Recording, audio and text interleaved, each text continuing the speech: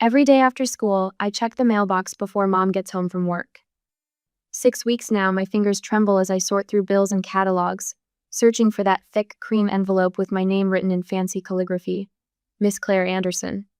My imagination runs wild with visions of silk dresses and rose petals, of walking down the aisle before my big brother David and his bride-to-be. Did you hear anything about the flower girl dress yet? I ask Mom over dinner.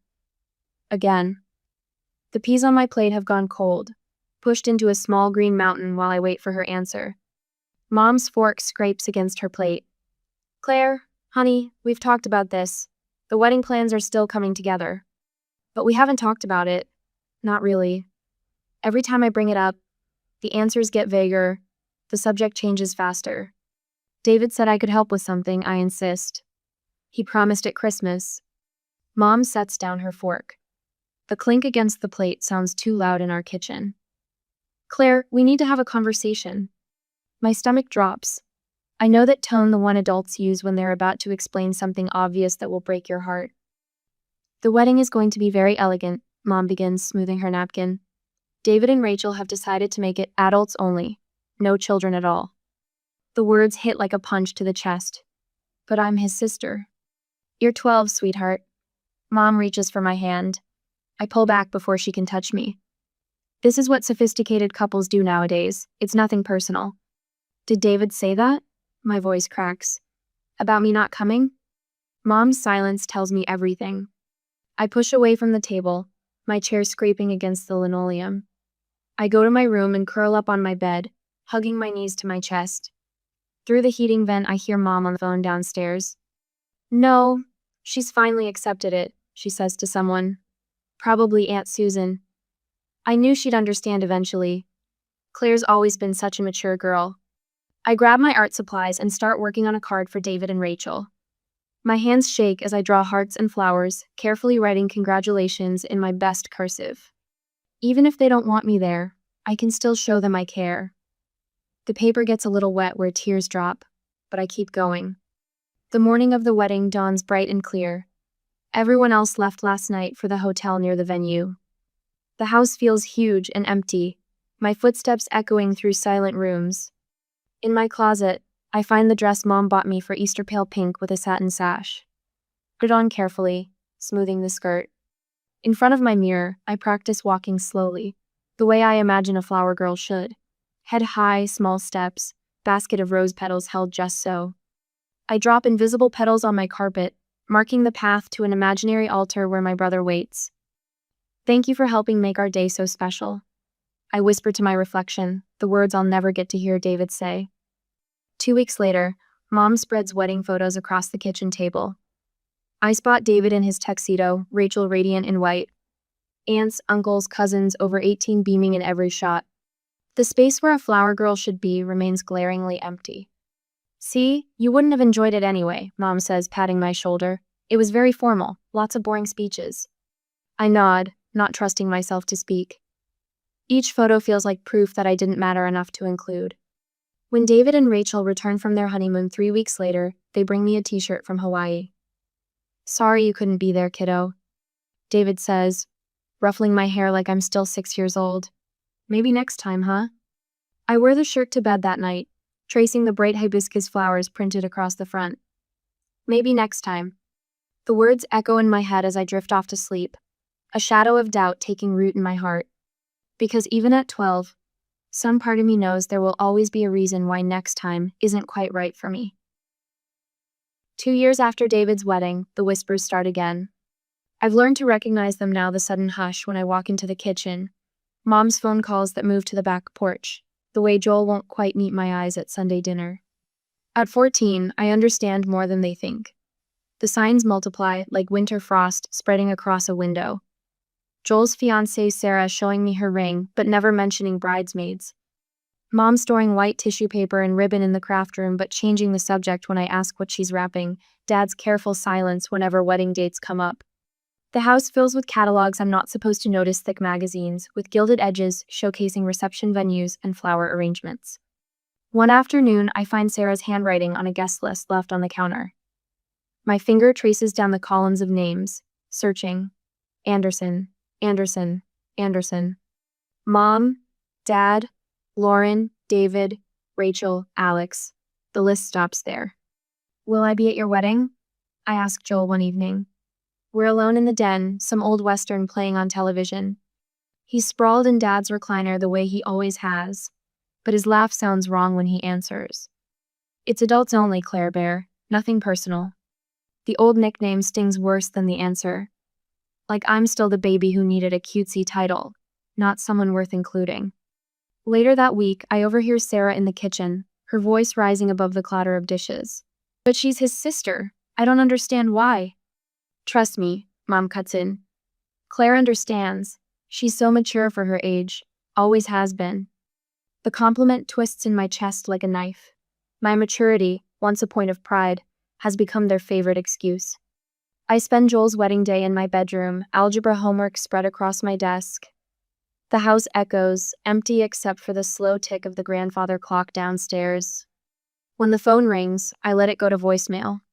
3 times, Mom's voice fills the kitchen when I go to prepare a meal. Claire, honey, just checking in. There's pizza money on the counter. The next morning, Mom spreads photos across the breakfast table, bright squares of happiness I wasn't allowed to witness. Look how beautiful everything turned out, she says, but I focus on my cereal, watching the squares of wheat turn soggy in the milk. That spring, Lauren gets engaged. My me only sister catches me after school, eyes bright with excitement. You'll be in my wedding for sure, she promises, squeezing my hands.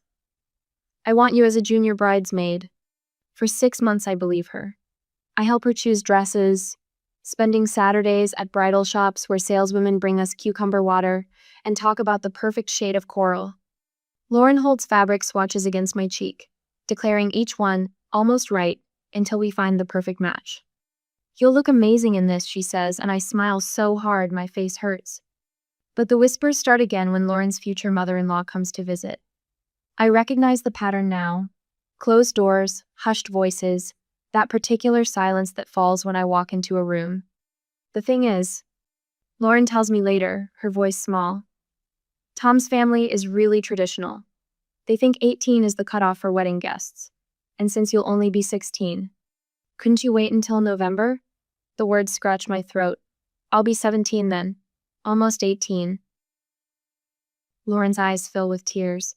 The venue is already booked, and Mom says, I know what Mom says. I stand up from her bed, where we've sat together planning her wedding since the engagement. I'm so mature for my age. I understand. 2 more years pass. I'm 17 when Alex announces his engagement over Christmas dinner. I watch my cousins Jennifer and Kate, both freshly 18, receive their gold-edged invitations in February. They show them off at Sunday dinner, the fancy calligraphy catching the light. I don't get it, I tell Alex in the garage later while he's fixing Dad's lawnmower. They just turned 18, I'm 17 and a half. He doesn't look up from the engine. Rules are rules, Claire. The words hit me like a slap. Standing there among the oil stains and garden tools, something shifts inside me a click, like a key turning in a lock. These aren't rules, they're choices. 4 times now, my siblings have chosen to exclude me. 4 times, they've decided I matter less than their image of a perfect wedding. That night, I delete the wedding planning boards from my Pinterest account.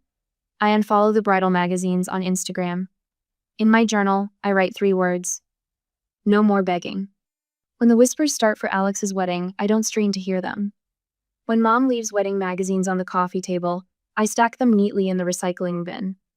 At Sunday dinners, I pass the potatoes and ask about the weather, and pretend not to notice the invitation samples peeking from Alex's fiancée's purse.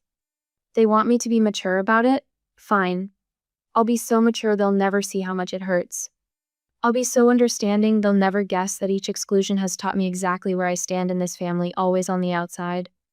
Looking in through frosted glass at the celebrations I'm not quite good enough to join. I focus on my college applications instead. Vermont looks beautiful in the brochures, all mountains and maple trees and places far from here. When Mom asks why I'm applying to schools so far away, I shrug and say something about their English program. I don't tell her that I've measured the distance, 8 hours by car, just far enough that no one will expect me at Sunday dinners anymore. The night before Alex's wedding, Mom knocks on my bedroom door. You're sure you'll be okay tomorrow? She hovers in the doorway, twisting her pearl necklace. We could set up a movie marathon for you, or maybe you could spend the day with Mrs. Peterson next door. I look up from my calculus homework and smile the way they've taught me calm, mature understanding. I've got this huge test Monday, I say. Actually, it works out better this way. More study time. She nods, relief softening her features. Of course I understand. I always understand. But I don't. And I never will again. Have you ever watched a pattern emerge, each repetition making the truth clearer until you couldn't ignore it anymore? Share a moment when you realized someone's actions were showing their true feelings, not just circumstances. When the acceptance letter arrives from the targeted university, I am ready to leave for Vermont, away from my family. But I will tell them eventually. During my first Thanksgiving home from college, I watch Mom arrange her good china, the plates clicking against each other as she sets them around the table. Everyone will be here soon, David and Rachel with their perfect marriage. Joel and his fiancée, Lauren, and her husband, Alex, and whatever girlfriend he's bringing this year. Claire, honey, could you fold the napkins? Mom holds out the stack of white linen, the ones reserved for special occasions. I take them without a word, remembering all the times I've helped prepare for family gatherings where I wasn't welcome. The napkins form crisp triangles under my fingers. I arrange them beside each plate, precise and proper, just like Mom taught me. Just like I've learned to be present, but not too present, helpful, but not demanding attention, existing in the spaces between everyone else's lives. David arrives first, Rachel cradling their newborn. The kitchen fills with cooing and questions about the baby's sleep schedule. I stay by the china cabinet, polishing glasses that don't need polishing. No one notices. Vermont's pretty far, Mom says later, passing me the mashed potatoes. Are you sure about this college choice? There are plenty of good schools closer to home. I spoon potatoes onto my plate. I already accepted their offer. Silence drops over the table like a heavy blanket. 5 pairs of eyes stare at me, the first time they've really looked at me all evening. When were you planning to tell us? Dad's fork scrapes against his plate. I'm telling you now. My voice comes out steady, surprising me. 4 years of being the afterthought in their celebrations have taught me to build my own life in the quiet spaces they never bothered to fill. Lauren reaches for my hand. But Claire, we won't see you. You haven't seen me for years. The words slip out before I can catch them. Not really. More silence. Rachel bounces the baby. Alex suddenly finds his green beans fascinating. Mom dabs at her mouth with her napkin. That was the last time I attended any kind of family gathering. The next 4 years passed pretty quickly, full of studying and focus only on me. After graduation, I find an apartment in Burlington. It's small, just a studio with a kitchenette and a window that looks out on a brick wall. But it's mine. Every morning, I wake up to sunlight painting patterns on walls I chose, surrounded by furniture I picked out. No one else's wedding photos stare down at me. No empty spaces where I should have been but wasn't. Join us for book club Thursday? Maria from the library staff room asks, holding up her thermos of coffee. We're reading that new mystery everyone's talking about. Thursday used to be family dinner night. I haven't been to one in years. Count me on in. The book club leads to coffee dates, which lead to movie nights. Maria introduces me to her cousin who teaches yoga. Sarah from yoga class invites me to her art show. My calendar fills with notes in different colored inks, people who text to check if I'm free, who notice when I miss our regular meetups, who remember my birthday without Facebook reminders. Your potluck contribution was amazing, my neighbor Mrs. Wilson says, returning my casserole dish. Would you share the recipe? I invite her in for tea. She tells me about her grandchildren while I write down the ingredients. Her photos show every family member, even the smallest ones. No one cropped out, no one too young to matter. The community garden plot comes with my apartment building membership. That's where I meet Mark, both of us reaching for the same tomato plant at the spring planting exchange. You take it, he says. I've killed every tomato I've ever tried to grow. I could teach you. The words surprise me. I've learned to be careful with offers, with hope. But his smile reaches his eyes, warm and real. We plant tomatoes together every weekend. He listens when I talk about work, about my book club, about the art class I'm taking. He notices when I skip over family stories, the way I edit around the empty spaces in my history. One evening, kneeling in the dirt, he asks about the gap in my photo collection. No wedding pictures of your siblings? There are 5 of you, right? The tendril of a pea plant wraps around my finger. I could deflect, like always. Change the subject. But Mark's hands are steady and the earth beside mine, patient with silence. I wasn't invited. My voice catches. To any of them. He stops digging. What do you mean, not invited? They all had adult-only weddings, every single one. The words tumble out, years of carefully managed pain breaking free. I was 12 for David's, 14 for Joel's, 16 for Lauren. She promised I could be in hers, but then she changed her mind. 17 for Alex's, just a few months too young. Every time. Mark's hand finds mine, dirt, and all. Claire. That's not normal. That's not what family does. Something cracks in my chest. All these years I've told myself it was normal, traditional, sophisticated. The stories I built to make it hurt, less crumble, like dry soil. Was I really that forgettable? The question I've carried since I was 12 finally finds its voice. That easy to leave out? Mark pulls me close, not minding the garden dirt on my cheeks, or the tears making tracks through it. He doesn't try to fix it with platitudes or explanations. He just holds space for the truth. I was the afterthought. The inconvenient youngest. The one they could exclude without consequences because I was too young to fight back. Too young to matter. The next week, the therapist's office smells like lavender. Dr. Chen watches me arrange and rearrange the little Zen garden on her coffee table. Your family taught you that you don't matter, she says quietly. But you kept their secret, protected their image. Why? The tiny rake makes patterns in the sand. I thought if I was understanding enough, mature enough, they'd see me differently. And now? I am not sure, I responded. But I have changed, focusing more on myself all these years, I said. My hand stills. The patterns in the sand look like the paths I've been carving away from them, one choice at a time. After the therapy was over, I went home. The text from David arrives on a Tuesday that same week. Madeline's christening next month. Family only. You'll be there? I look around my apartment at Maria's painting on the wall, at the tomato plants thriving on my windowsill, at the photo of Mark and me covered in garden, dirt, and laughter. My thumbs hover over the phone. The old Claire would have said yes, would have shown up with a gift and a smile, taken her place in the back row where she wouldn't disturb the perfect family picture. I'm busy that weekend. I type instead. Good luck with the christening. I set the phone down. My hands don't shake at all. A month later, tomato plants bow heavy with fruit in the community garden, their leaves brushing my ankles as Mark leads me down the narrow path between plots. Late August, sunlight warms my shoulders and the air smells of basil and ripening vegetables. We reach our plot, the one where we first met 2 years ago, both of us new gardeners with more enthusiasm than skill. Remember how you taught me the right way to stake tomatoes? Mark kneels beside our thriving plants, adjusting a vine. I kept doing it wrong until you showed me. I laugh, remembering his determined expression as he wrestled with twine and bamboo poles. You were so worried about hurting the plants. I still am. He stands, brushing dirt from his jeans. But you taught me something important that day.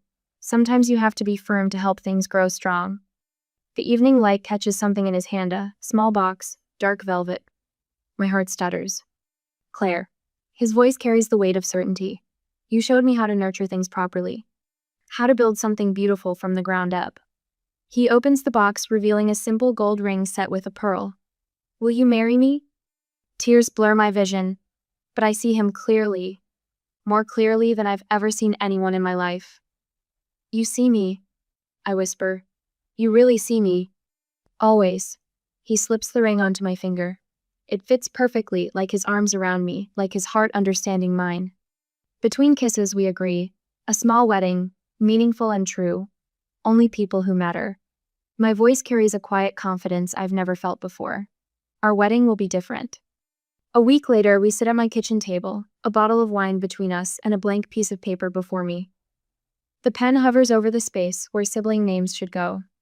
David, Joel, Lauren, Alex 4, spaces that should be automatic, family, blood. My hand moves past that space, writing other names instead. Mrs. Wilson, who brings me soup when I'm sick. Tara from college, who drove 6 hours when Mark's mom died. People who show up, who see me, who stay. Are you sure? Mark asks softly. watching my pen skip those 4 vital spaces. I lift my eyes to his, and my smile holds peace instead of pain. More sure than I've ever been about anything. The call comes 3 days later. Mom's voice crackles through my phone speaker, confusion building with each question about ceremony details. But when are we discussing the family invitations? We aren't. The words come steady, certain. There won't be any. No siblings. Silence stretches between us, pulls taut like a rubber band about to snap. Then, you can't be serious. Her voice rises, sharp with disbelief. This is spite, pure childishness. No, Mom, this is peace. The rubber band breaks. Calls flood in, one after another, my phone buzzing like an angry hornet's nest. Joel first, his lawyer voice trying to reason with me. Then Alex, all careful logic about family obligations. David, playing the eldest, threatening in that soft way of his. Mom and Dad won't come if you do this. Lauren calls last, her tears trickling through the speaker. But I'm your sister, your only sister. You were my sister when I was 16, too. My voice stays level, though my hands shake. 6 months, Lauren. You couldn't wait 6 months so I could be at your wedding. That was different. We had to consider extended family, venue requirements, adult-only policies, traditions. Each excuse falls from my lips like stones. I've heard them all before. 4 times before. I hung up without further consideration. Later that evening, the porch swing creaks beneath us as Mark and I watch the sunset. Another text lights up my phone, the third from Mom today. I block the number without opening the message. Mark's arm settles around my shoulders, solid and warm in the cooling evening air. I'm proud of you, he murmurs into my hair. I lean into him, watching golden light paint the sky in colors no one can exclude me from seeing. For the first time, I say, I'm proud of me too. Truth sits in my chest like a flower finally breaking through soil, reaching for light, growing strong. No more bending myself small enough to fit into spaces they never meant to make for me. No more pretending their excuses didn't shape my world. The wedding will be in our garden. Small, true, filled with people who choose to see me. And in the space where siblings should stand, there will be something better. Peace. A month later, the doorbell chimes just as I finish addressing the last wedding invitation. Through the front window's gauzy curtains, I spot 4 familiar silhouettes on my porch. My siblings, standing shoulder to shoulder like a firing squad. My hand trembles as I set down my calligraphy pen. The muscle memory of making room for them, of stepping aside, of shrinking myself small threatens to take over.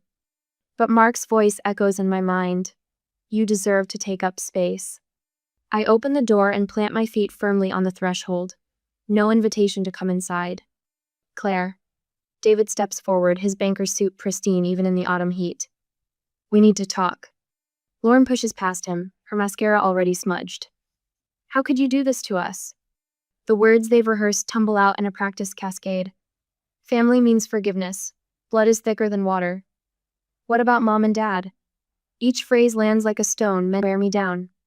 Alex, ever the lawyer, delivers his closing argument. Now you're just doing what you accused us of. Excluding family from your wedding. A laugh bubbles up from somewhere deep inside me. Not bitter or hysterical, just genuine amusement at his perfect lack of understanding. No, I say, my voice steady. I'm making one choice. You made 4. The silence stretches between us like a rubber band about to snap. Joel shifts his weight, uncomfortable the way he always gets when emotions run high. Lauren breaks first. Everyone's talking about it. Aunt Susan called Mom crying. What will people think when your own sister isn't invited to your wedding? And there it is. The truth beneath coordinated assault. That's always been the problem, hasn't it? My fingers trace the doorframe, finding strength in its solid wood. What people think, not how I feel. That's not fair, David protests. We were young, we didn't think. The word slices through his excuses. Let me remind you exactly what happened. My voice remains calm as I recount each exclusion. David's wedding when I was 12, still believing I'd be his flower girl. Joel's 2 years later when his fiancée wanted me there but got overruled.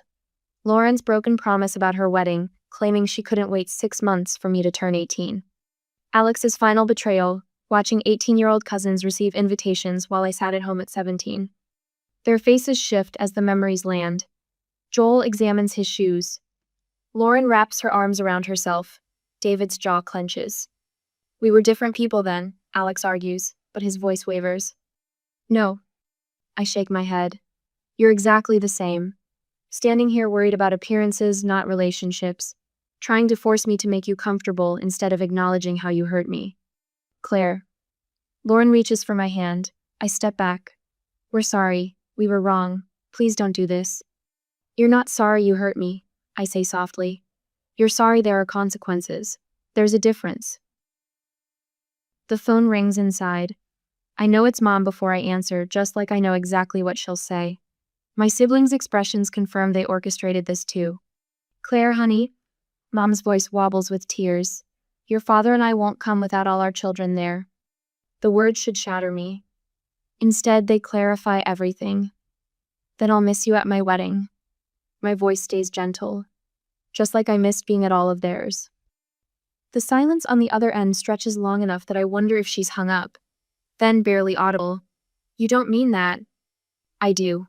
For the first time, those two words feel like a promise to myself instead of others. I love you, Mom, but I won't pretend anymore. I end the call and turn back to my siblings. They stare at me like I'm a stranger speaking a language they don't understand. Maybe I am. Claire? David starts again, but I hold up my hand. No more speeches. No more guilt. No more pretending we're something we're not. I step back inside my house. I hope you all have wonderful lives, but I won't spend mine begging to matter. The door closes with a quiet click. Through the window, I watch them huddle in a conference, probably planning their next strategy. But I'm already turning away, back to my calligraphy pen, and the invitations for people who've proven they want to be there. Later that night, I find Mark in our bedroom, studying a family photo from Christmas years ago. 5 siblings squeezed onto a couch, my smile a fraction too bright as I tried to prove I belonged. Second thoughts? He asks, wrapping his arms around me from behind. I touch the glass, tracing the space between me and my siblings. Always there, even in photos. No, for the first time I'm being honest about our relationship instead of pretending it's what I wished it was. Mark kisses my temple. You know what the hardest part of watching you go through this has been? What? Seeing how extraordinary you are and knowing they missed it. Their loss, sweetheart, their loss. I lean back against his chest, breathing in the familiar scent of his soap. The photo shows the family I tried desperately to be part of. But here, in this moment, I'm building the family I deserve on that sees me, includes me, celebrates me. One invitation at a time. 2 months later, sunlight streams through sugar maple branches, casting dappled shadows that dance across 80 white chairs. The morning air carries hints of wildflowers and fresh-cut grass. Mrs. Wilson, my next-door neighbor for the past 3 years, stretches to adjust a bouquet of black-eyed Susans and Queen Anne's lace. Her weathered hands move with practiced grace, each stem finding its perfect place. Just like my own garden, she says, stepping back to survey her work. Natural, not too fussy. I touch a lantern hanging from a nearby branch, its glass cool against my fingertips. Paper lanterns line the winding path between the chairs, ready for tonight when Mark and I will walk beneath their glow as husband and wife. My college roommate, Sarah, appears at my elbow, squeezing my hand. 2 seats in the front row remain empty, stark white against the green grass. The wedding coordinator hovers nearby, pen tapping against her clipboard. We could wait another 15 minutes, she offers. Sometimes traffic. No. The word comes out soft but certain. Everyone who's coming is here. Sarah's grip tightens. She remembers those endless nights in our dorm room, my quiet tears after each sibling's wedding. She was there when Lauren's invitation never came, 6 months before my 18th birthday. The violin music begins, floating through the garden like a summer breeze. My hands smooth the simple silk of my dress, no lace, no beading, just clean lines and honest fabric. My feet find their rhythm on the grass, each step deliberate and sure. Mark waits beneath an arch of climbing roses. His eyes fill when he sees me, and a tear slips down his cheek. No shame in it. No attempt to hide the depth of what he feels. This is what love looks like when it's real. When it's earned through 1,000 small moments of truly seeing each other. Marriage, our celebrant begins, her voice carrying to the last row of chairs, is about the family we choose. The ones who show up, who make space, who say you matter, not just with words, but with presence. Mark's hands tremble slightly as he slides the ring onto my finger. I choose you, he says. Not just for today, but for every day. To notice, to include, to cherish. My voice stays steady through my vows. No more trembling little girl, hoping to be worthy of attention. I choose you, and the family will build together. One where everyone has a place at the table. At the reception, tables overflow with the people who filled my life with meaning. My first grade teacher who still sends birthday cards. The librarian who saved me a quiet corner during high school lunch periods. Coworkers who became friends. Neighbors who became confidants. Professor Jenkins raises his glass, his bow tie slightly crooked. Family isn't just born, he says, wisdom earned through 40 years of teaching shining in his eyes. Family is earned, built, chosen, day by day.